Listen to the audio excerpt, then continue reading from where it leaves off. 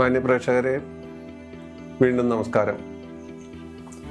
നമ്മുടെ മുന്നിൽ ലോകത്ത് വിഷയങ്ങൾക്ക് യാതൊരു ദാരിദ്ര്യവുമില്ല. ഓരോ ദിവസവും ഓരോ വിഷയങ്ങൾ വന്നുകൊണ്ടേയിരിക്കുകയാണ്. അതുപോലെ നിത്യജീവിതത്തിലും സംഭവബഹുലമായ ഓരോരോ വിഷയങ്ങൾ വന്നുകൊണ്ടും പോയിക്കൊണ്ടും ഇരിക്കുന്നു. നമ്മളിങ്ങനെ ഓരോ അധ്യായങ്ങളും എടുക്കുന്നു. ആ അധ്യായങ്ങളെല്ലാം പ്രേക്ഷകർക്ക് പ്രയോജനപ്പെടുന്നു എന്നുള്ളതിലാണ് സന്തോഷം. ഇന്ന് നമ്മളൊരു കൊച്ചു സബ്ജക്റ്റാണ് സംസാരിക്കുന്നത്. അത് ഏവർക്കും പ്രയോജനപ്പെടും എന്നുള്ളൊരു വിശ്വാസം എനിക്കുണ്ട്. വെറുതെ വലിച്ചു നീട്ടി കാര്യങ്ങൾ വഷളാക്കുന്നില്ല. വിവാഹ ജീവിതത്തെക്കുറിച്ചാണ് പറയുന്നത്. ഇതിനെക്കുറിച്ച് നമ്മൾ പലതും പറഞ്ഞിട്ടുണ്ട്, പല എപ്പിസോഡുകളും നമ്മൾ ചെയ്തിട്ടുണ്ട്. പക്ഷെ ഇതങ്ങനെയല്ല. ഏക ഭാര്യ ഇന്നത്തെ ഏറ്റവും വലിയൊരു പ്രശ്നം. രക്ഷിതാക്കളെ സംബന്ധിച്ചിടത്തോളം ആണായാലും പെണ്ണായാലും വീട്ടിൽ ബോംബാണ് എന്നുള്ളതാണ്.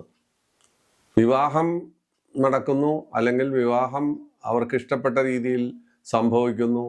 അത് കഴിഞ്ഞ് കുറച്ച് നാൾ കഴിയുമ്പോൾ ഉപേക്ഷിക്കുന്നു. ചിലർ വിവാഹത്തിന് വഴങ്ങാതെ ലിവിങ് ടുഗദർ എന്നുള്ള രീതിയിൽ, അത് മെട്രോ നഗരങ്ങളിലാണ് പ്രധാനമായിട്ട് കാണുന്നത്. ബാംഗ്ലൂർ, കൊച്ചി അതുപോലുള്ള നഗരങ്ങളിൽ അതിങ്ങനെ അരങ്ങേറിക്കൊണ്ടിരിക്കുന്നു. രക്ഷകർത്താക്കളും മറ്റുള്ളവരും സാമാന്യ ജനവും വിവാഹം ഒരു പ്രഹേളികയായി മാറുകയാണ്. പെണ്ണിന് ചെക്കനെ കിട്ടുന്നില്ല, ചെക്കന് പെണ്ണിനെ കിട്ടുന്നില്ല. അഥവാ കിട്ടിയാലും കണ്ടാലും ബോധിക്കുന്നില്ല. അഥവാ കിട്ടിക്കഴിഞ്ഞാൽ, വിവാഹം നടന്നു കഴിഞ്ഞാൽ അത് വേണ്ട രീതിയിലാകുന്നില്ല. അത് പിരിഞ്ഞു പോകുന്നു, അല്ലെങ്കിൽ വേറെ തലത്തിലേക്ക് പോകുന്നു. വിദേശ രാജ്യങ്ങളിൽ, അമേരിക്കയിലൊക്കെ അത് സാധാരണഗതിയിൽ പണ്ടേ സംഭവിച്ചിരുന്നതാണ്. ഇന്ത്യയിൽ ഇപ്പം ഇത് പ്രചാരത്തിലെത്തിയിരിക്കുകയാണ്. അപ്പം ഇതിനെക്കുറിച്ച് ജ്യോതിഷക്കാർക്ക് ഒരുപാട് കാര്യങ്ങൾ പറയാനുണ്ടാവും. ജ്യോതിഷത്തിലെ ആചാര്യന്മാർക്കും ബുക്കുകൾക്കും. ഈ പുതിയ ആളുകളല്ല, അവരിങ്ങനെ പലതും പറയും, പല നുണകളും പറയും, പല പൂജകളും പറയും, വഴിപാടുകൾ പറയും, ഏലസ് പറയും, കല്ല് പറയും, മന്ത്രവാദം ചെയ്യും. ഇങ്ങനെയൊക്കെ പല കാര്യം. അതൊന്നും വലിയ കാര്യമുള്ള കാര്യങ്ങളൊന്നും അല്ല. അതിലൊന്നും യാതൊരു അർത്ഥവും ഇല്ല. അപ്പോൾ ഒരു വ്യക്തിക്ക് ഏക ഭാര്യ ഉണ്ടാകണമെങ്കിൽ എന്ത് ചെയ്യണം? എന്താണ് അതിന് ഇവർ പറയുന്നത്, ആചാര്യന്മാർ പറയുന്നത് എന്താണ്? അതാണ് അടുത്ത വിഷയം. ഏഴാം ഭാവാധിപൻ പാപബന്ധമില്ലാതെ ശുക്രനോട് ചേരുക. അതാണ് ഇവർ പറയുന്ന ആദ്യത്തെ കാര്യം.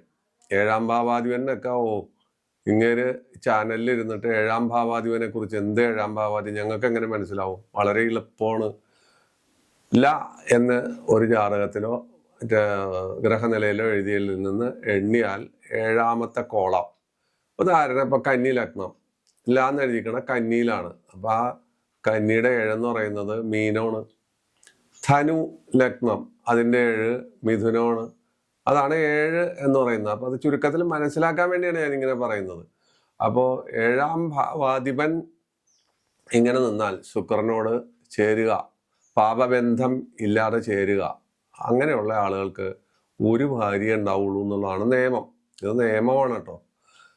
പിന്നെ 2, 7 ഭാവാധിപന്മാർ സ്വക്ഷേത്ര ബലവാനായി ശുക്രനോടോ ശനിയോടോ യോഗം ചെയ്യുക. 2, 7 ഭാവാധിപന്മാർ. അപ്പൊ ലഗ്നാൽ 2 പിന്നെ 7 ഈ ഭാവാധിപന്മാർ. ശനിയും ശുക്രനും യോഗം ചെയ്ത് 7-ൽ വരിക. ഈ 2-3 നിയമങ്ങളാണ് ഏക പത്നി അല്ലെങ്കിൽ ഏക ഭർത്താവ്. ആണിനും പെണ്ണിനും ഇതൊക്കെ ഒരുപോലെ തന്നെയാണ്. പുരുഷനല്ല, സ്ത്രീക്കും 7-ാം ഭാവം തന്നെയാണ് മാംഗല്യസ്ഥാനം, വിവാഹസ്ഥാനം. അപ്പോൾ ശനിയും ശുക്രനും യോഗം ചെയ്ത്, അവർ ഒരുമിച്ച് ചേർന്നോ യോഗം ചെയ്തോ 7-ൽ വരിക. അങ്ങനെ വരുമ്പോഴാണ് ഏക ഭാര്യ ഏക ഭർത്താവ് എന്നുള്ള അവസ്ഥ വരുന്നത്. ഇത് ജ്യോതിഷത്തിന്റെ നിയമം ഞാൻ പറഞ്ഞതാണ്. അത് ഏറെക്കുറെ താത്വികമായി നോക്കുമ്പോൾ ശരിയാണ്. അതിൽ വലിയ വ്യത്യാസമൊന്നും സാധാരണ കാണാറില്ല.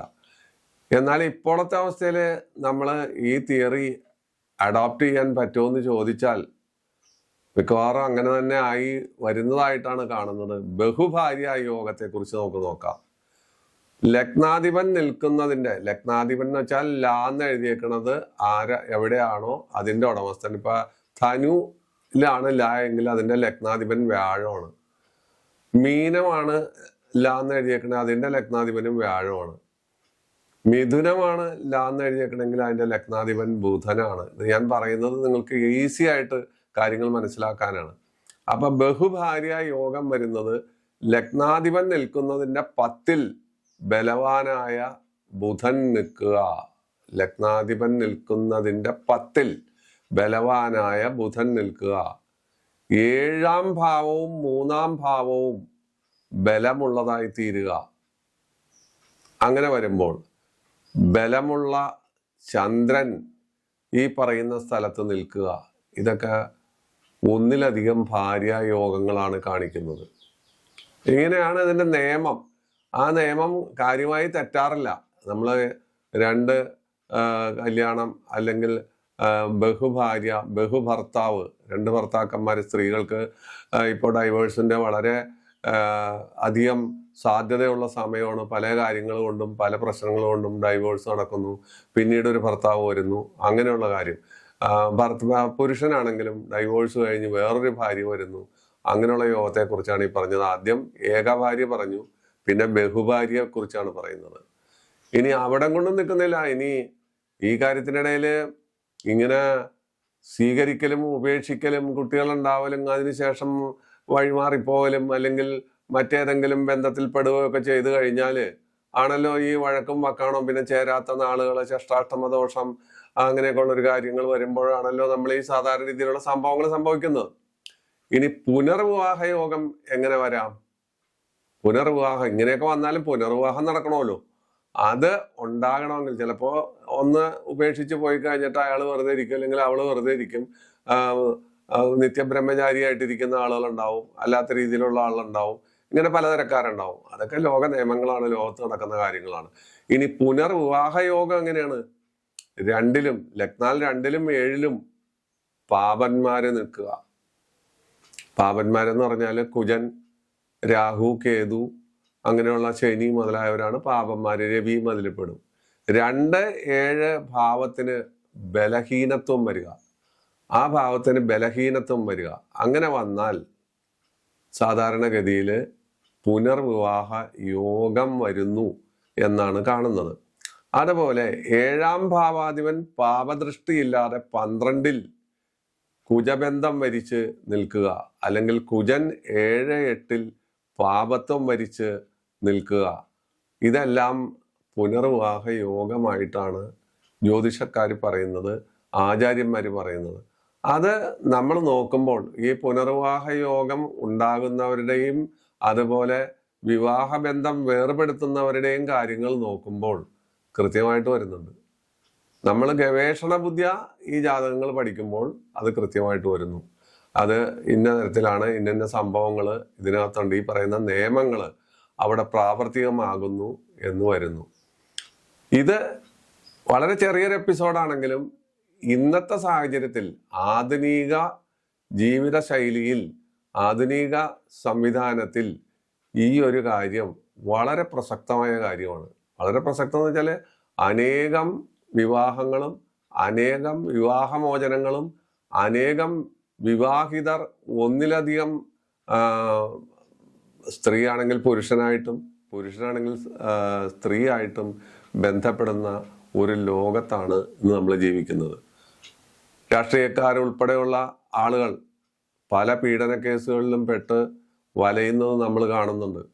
ഒന്നിലധികം പീഡന കേസുകളിൽ പെടുക, ആ പീഡന കേസുകൾ പുറത്തു വരിക, അയാളുടെ രാഷ്ട്രീയ ഭാവി ഇരുളടയുക, കേസിലും കുട്ടീശ്വരത്തിലും കിടക്കുക, ജയിലിൽ പോവുക, ശിക്ഷ വിധിക്കുക, ഇങ്ങനെയൊക്കെയുള്ള കാര്യങ്ങൾ സിനിമാ രംഗത്ത് പറയാനില്ല. സിനിമാ രംഗം നമുക്ക് അതിനെക്കുറിച്ച് അതിൻ്റെ പവിത്രത എന്ന് പറയുന്ന വാക്കിന് സിനിമാ രംഗത്ത് അർത്ഥമില്ല. അത് ഏതെല്ലാം രീതിയിൽ വരാമോ അതിൻ്റെ പരമകാഷ്ഠയിലെത്തിയിരിക്കുന്ന ഒരു സന്ദർഭമാണത്. ഇങ്ങനെയുള്ള സന്ദർഭത്തിലാണ് നമ്മൾ ഈ എപ്പിസോഡ് ചെയ്യുന്നത്. ഒരുപാട് സംഭവങ്ങൾ നമുക്ക് ചെയ്യാനുണ്ട്, ഒരുപാട് കാര്യങ്ങളുണ്ട്. അതിൽ ഏകഭാര്യ യോഗത്തെ കുറിച്ച് പറഞ്ഞു, അതുപോലെ ബഹുഭാര്യ യോഗത്തെ കുറിച്ച് പറഞ്ഞു, അതുപോലെ പുനർവിവാഹ യോഗത്തെക്കുറിച്ച് പറഞ്ഞു. 3 കാര്യങ്ങളാണ് നമ്മൾ ഈ എപ്പിസോഡിൽ ഉൾക്കൊള്ളിച്ചിരിക്കുന്നത്. ഈ 3 കാര്യങ്ങളും വളരെ വേഗത്തിൽ വളരെ സ്പീഡിൽ പറഞ്ഞു തീർക്കുകയാണ്. ഇതിനെക്കുറിച്ച് ഒരുപാട് നീട്ടി വലിച്ച് പാലുമിഠായി പോലെ പറഞ്ഞു തീർക്കാം, പക്ഷെ അത് പറയുന്നില്ല. അതിൻ്റെ നിയമങ്ങളും അതിനുള്ള കാര്യകാരണങ്ങൾ നമുക്കറിയാം.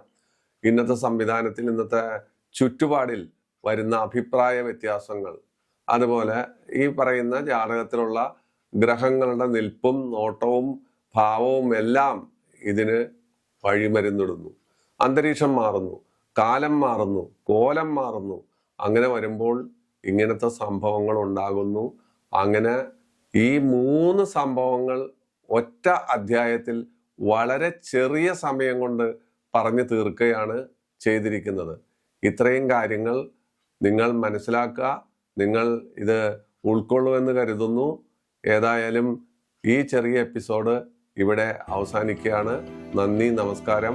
വീണ്ടും കാണാം. എല്ലാ ഞായറാഴ്ചകളിലും ബുധനാഴ്ചകളിലും കൊച്ചു സംഭവങ്ങളും വലിയ സംഭവങ്ങളുമായി പല സബ്ജക്റ്റുകൾ നമുക്ക് കണ്ടുകൊണ്ടേയിരിക്കാം. എല്ലാ സബ്ജക്റ്റുകളും നിങ്ങൾക്ക് പ്രയോജനപ്രദമാവട്ടെ എന്ന് ഒരിക്കൽ കൂടി ആശംസിച്ച് വിടാം.